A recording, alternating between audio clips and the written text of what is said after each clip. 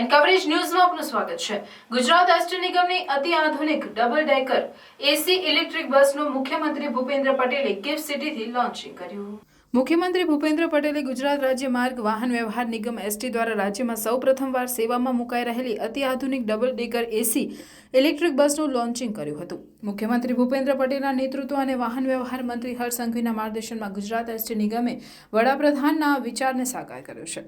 આ જ શૃંખલામાં મુસાફરલક્ષી વધુ એક સેવાનો પ્રારંભ આ ડબલ ડેકર એવી ઇલેક્ટ્રિક બસના લોન્ચિંગથી થયો છે।